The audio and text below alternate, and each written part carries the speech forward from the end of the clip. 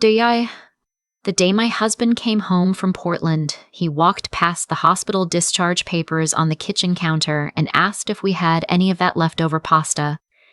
I watched him open the refrigerator. I watched him find the container. I watched him put it in the microwave and stand there with his arms crossed, checking his phone while it spun. He never asked how the procedure went. That was 3 weeks after the surgery. But I need to go back to the beginning, because the beginning is where you understand how I ended up in a hospital bed alone, and how the person who showed up every single day wasn't the one who promised to. My name is Avery. I'm 31. I work in insurance underwriting in Charlotte, which means I spend my days calculating risk, figuring out what something is worth, deciding what deserves coverage. I'm very good at it professionally. Personally, I was terrible at it for a long time. I met my husband 8 years ago at a work happy hour. He was charming the way some men are charming, effortlessly, and at everyone's expense. He had a laugh that made the whole room turn. His name is Griffin, and for about 4 years I thought that laugh was enough. Griffin's younger brother is Tate.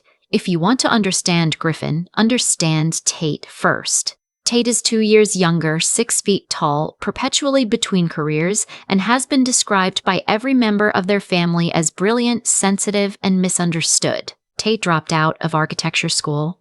Tate tried a food truck. Tate had a band for 11 months. Tate invested Griffin's money in something Griffin described to me only as a concept. Their mother, who I will call exactly what she told me to call her, which was Mom, even on our first meeting, which should have been a sign, treated Tate the way you treat a rare orchid. Careful, devoted, slightly afraid he might die without constant attention. I was the practical one, the one with the health insurance, the 401k, the second income. At family dinners, I sat next to Griffin and passed the bread and nodded while Mom talked about Tate's potential. We had been trying to get pregnant for 2 years.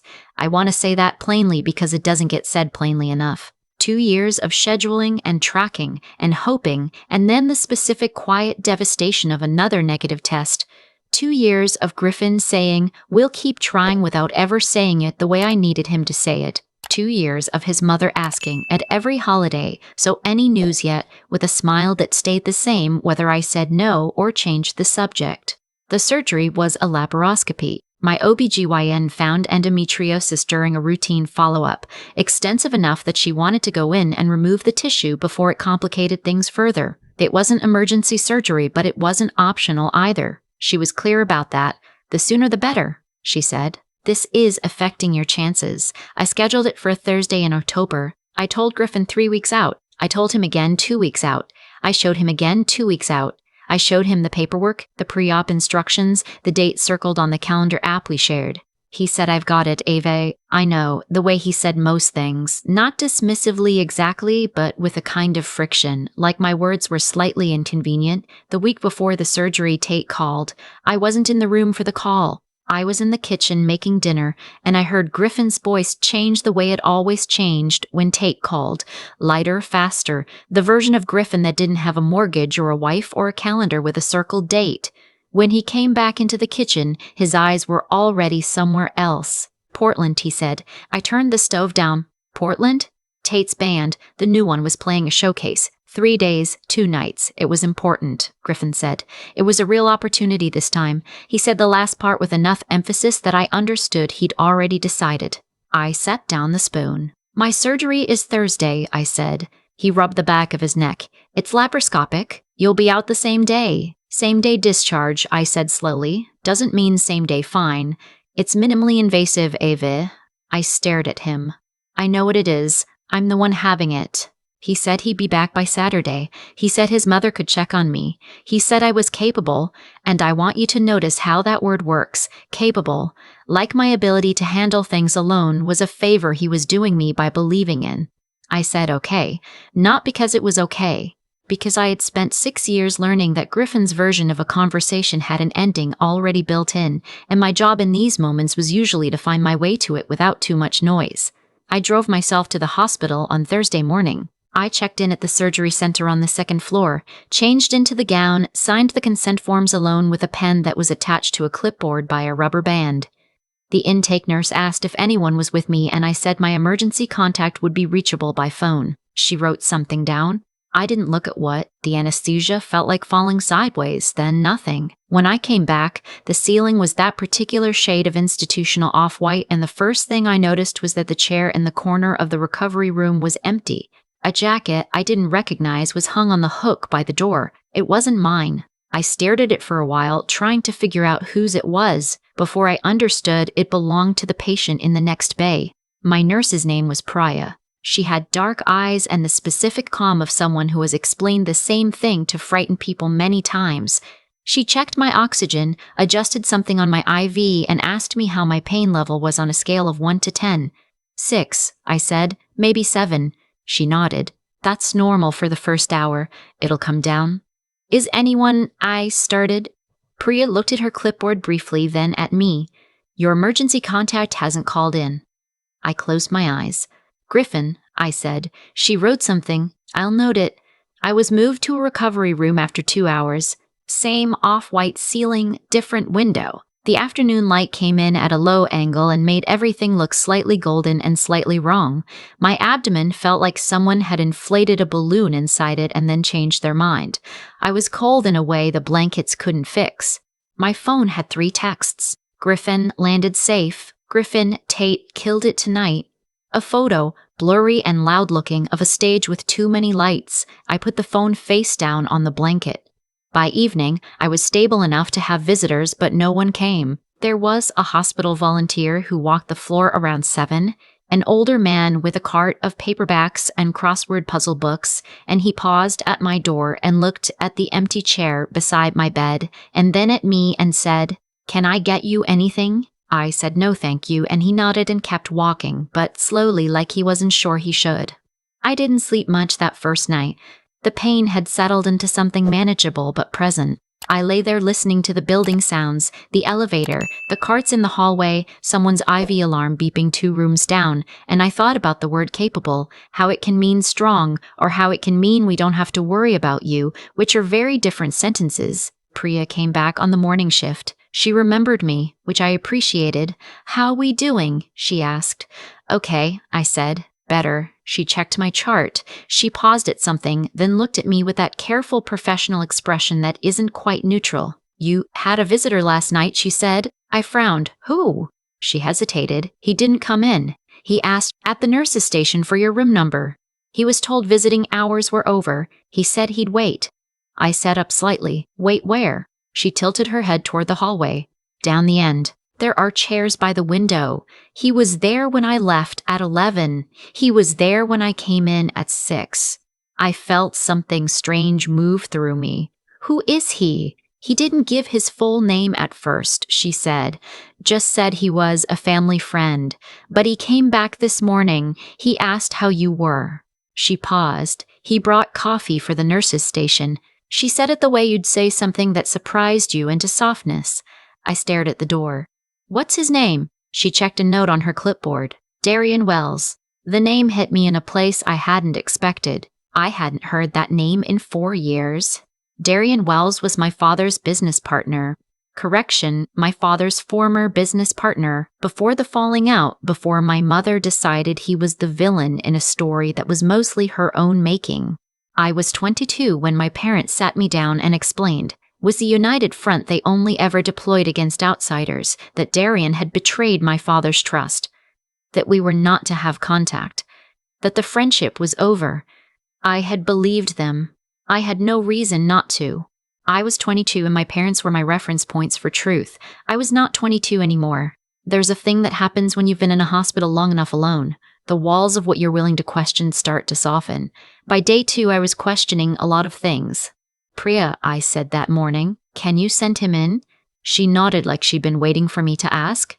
He came in quietly. He was in his late 50s, wearing a gray sweater, carrying 2 cups of coffee in a cardboard tray. He had the same steady eyes I half remembered from childhood birthday parties and backyard dinners before my mother rewrote him. He set the coffee on my bedside table. "One of those is yours if you want it," he said. "I didn't know how you took it, so I got a plain one and some packets." I looked at him. "Why are you here?"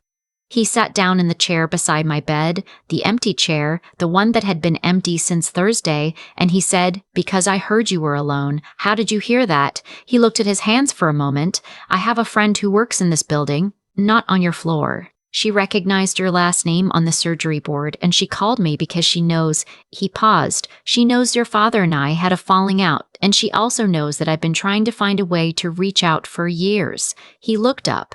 "I'm sorry if coming here was overstepping. I can leave." I looked at the empty chair he was sitting in. "Don't," I said. He stayed. He stayed that day and the next. He didn't talk much. He brought coffee in the morning and a better crossword books than the volunteers cart offered, and he sat in the chair and read while I slept. And when I was awake, he asked careful questions about things that had nothing to do with surgery or marriages or Portland. On the third morning, he told me, matter-of-factly, that he had spoken to the billing office. I looked at him. "Why?" "Your husband hasn't responded to their calls," he said, "and your insurance has a gap for the anesthesiologist. Out of network." I closed my eyes. "How much?" He was quiet. "Darian," he told me. I put my hand over my face. "Griffin," I said into my palm. There was a pause. "It's handled," Darian said. "Don't worry about it right now." I took my hand away. "You can't do that." He looked at me steadily. "I already did. I want to tell you that I argued. I want to tell you I immediately said no and refused. But the truth is that I had been in a hospital bed for 3 days, and my husband had sent me 12 texts, 8 of which were about Tate's band, and the fight had gone out of me in a way I didn't have language for yet. What I said was, why? Darian looked at the window. There's a lot I should have done differently years ago, he said. Starting with not letting your mother's version of events go unchallenged when you were young enough to be shaped by it. I stared at him. What do you mean by that? He was quiet for a moment. I think you should know the truth, he said. Not today. When you're stronger. But there are things your parents told you that weren't accurate. About me. About why I left the partnership. My pulse picked up. The monitors confirmed it. He noticed. He shook his head slightly. Not now. You just had surgery. I'm not doing that to you right now. He stayed by the window that day, patient as furniture, and I spent the afternoon staring at the ceiling and understanding that I had been handed a question I wasn't ready to answer. Griffin came home on Saturday. I was discharged on Friday, earlier than expected, and I took a rideshare home from the hospital and walked into our house and got into bed and lay there. I'd left the discharge papers on the kitchen counter. I wanted to see what he would do. He walked past them, found the pasta, stood at the microwave checking his phone. I watched from the doorway in my robe, one hand against the frame for balance. He turned. Oh, hey, you're up. I've been home since yesterday, I said. Oh, right. He put the pasta on the counter. You should have texted me. I texted you 4 times, I said. He looked at his phone like it might contradict me. There was a long pause, the kind I used to fill. I didn't fill it. How was Portland? I asked. He started talking. Tate's showcase, the crowd, the industry people who'd come. This might actually be the thing that breaks him through. I stood in the doorway and listened, and I noticed that he hadn't asked how I was. He hadn't asked about the surgery. He hadn't asked about the anesthesia or the recovery or whether anyone had been there. He hadn't asked because he already knew the answer and was hoping the question wouldn't come up. When he finished talking about Portland, he finally looked at me, really looked, and something shifted in his expression. You seem different, he said. I went back to bed. His mother arrived Sunday afternoon. She came through the front door with a casserole dish and a practiced look of concern and said, Sweetheart, you should have told us it was more serious than you let on. I looked at her. I told Griffin 3 weeks ago. She set the casserole on the counter next to the discharge papers, which had not moved. Well, you know how he is, she said. He doesn't always process the details. I know how he is, I agreed. She missed the edge in it. She started talking about Tate's showcase, the crowd, how this might finally be the turning point. I sat on the couch and thought about a man who had slept in a hospital chair outside my room for 2 nights and bought coffee for nurses he'd never met.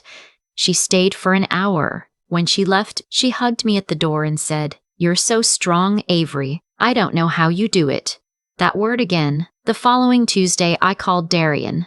He picked up on the second ring like he'd been expecting it, or maybe just like he was someone who answered his phone. I want to know, I said. What my parents told me, the real version. He was quiet for a moment. Are you sure you're ready?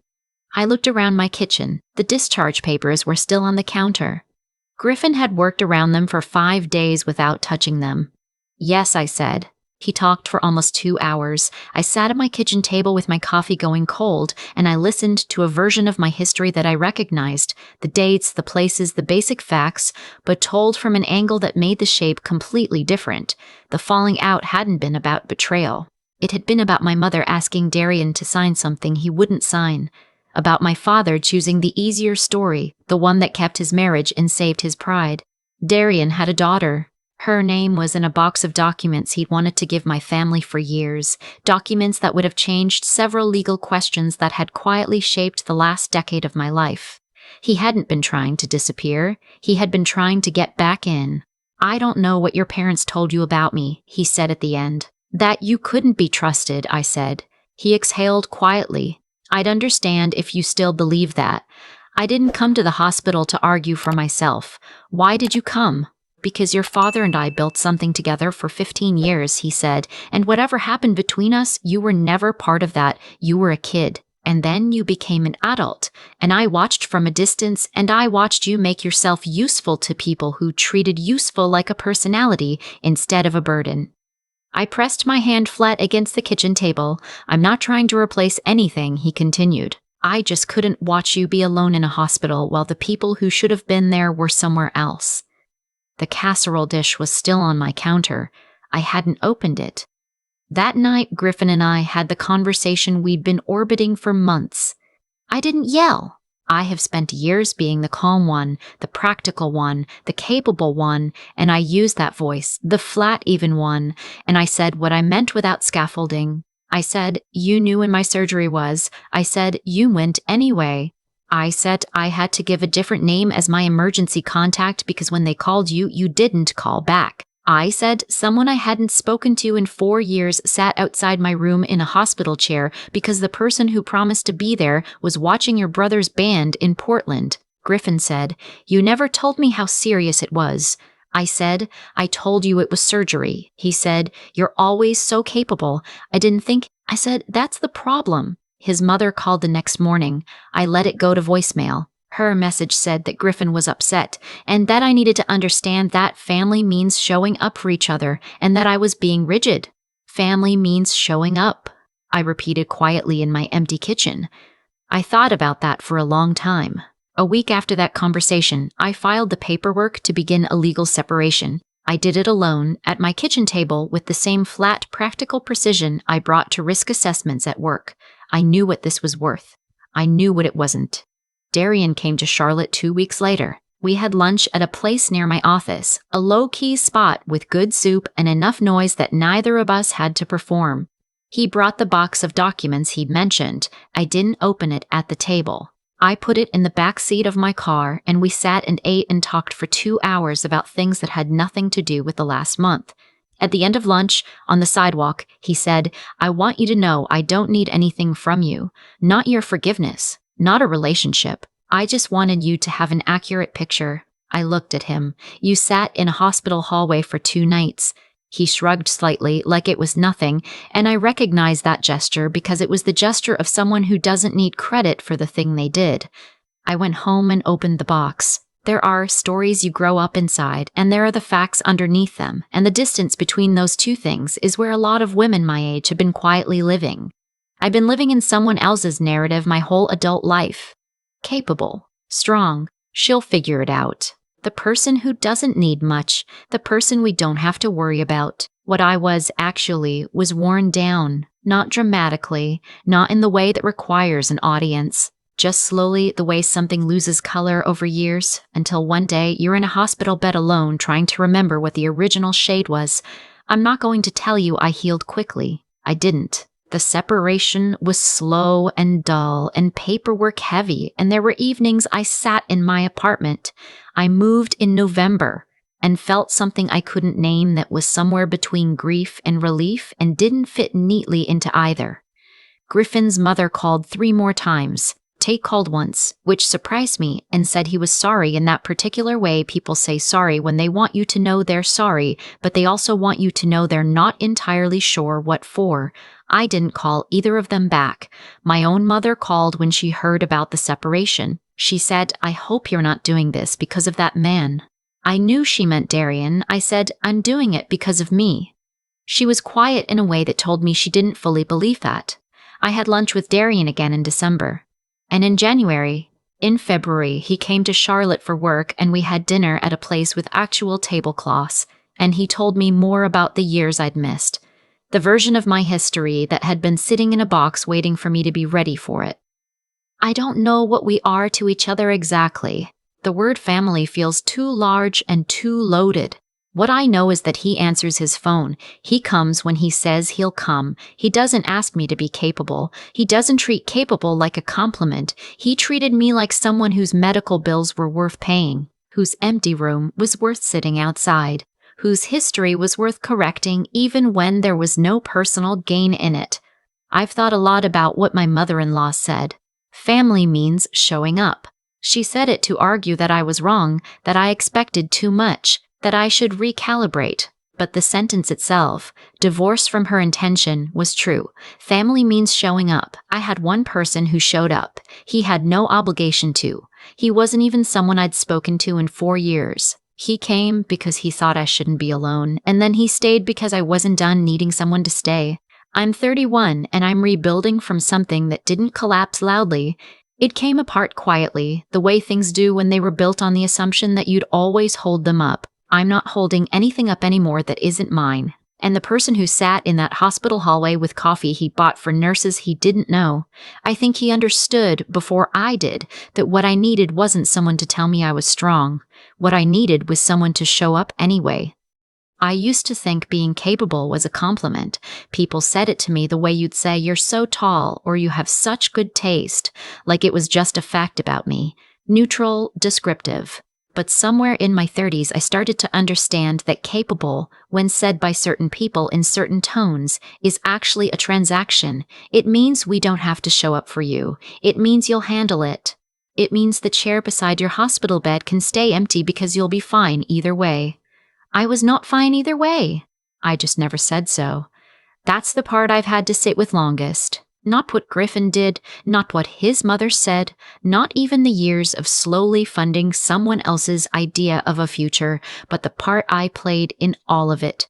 I kept being capable. I kept filling the silence. I kept making it easy for the people around me to take without noticing they were taking, because I had learned, somewhere early, that needing things out loud made you difficult. So I needed things quietly and alone and called it strength. What I know now is that strength isn't the same as silence. Resilience isn't the same as tolerance. You can get very good at surviving something that is slowly costing you everything, and your body will eventually make the argument your voice was too trained to make. Mine made it on a surgery table in October. Darian didn't owe me anything. That's the part that keeps coming back. He had every reason to stay at a distance, years of distance, a family narrative that had cast him as the villain, a door that had been closed long before I was old enough to choose whether I agreed with it. He came anyway. He sat in a hallway chair for 2 nights with coffee he bought for nurses he'd never meet again, and he didn't do it for credit or for leverage. He did it because he thought someone should. That's the thing about the people who actually show up. They don't announce it. They don't keep score. They don't hand you a bill later for the inconvenience of caring. They just come and stay and ask nothing except that you let them be there. I've been thinking about cause and effect a lot since that October. Not in a punishing way, not cataloging every choice that led to that empty chair, but honestly, when you treat someone like they don't need much, they stop asking for much. When you reward someone for being low maintenance, you train them to disappear into themselves. Griffin didn't wake up one day and decide to go to Portland. He went to Portland because for 6 years I had shown him that my needs would sort themselves out. That was my doing as much as his. That's not self-blame. That's just cause and effect, and understanding it is the only way I know to make different choices going forward. What I'm building now is smaller and quieter and mine. An apartment that doesn't hold anyone's expectations. A phone that I answer when I want to. Lunch with a man who corrects history not because it benefits him, but because accuracy matters and I deserved to have it. I'm 31 and I'm learning, a little late, the difference between people who love what you do for them and people who love what you are without it. That difference is everything. It's the whole thing. The chair next to your bed tells the truth eventually. I just had to be still long enough to read it.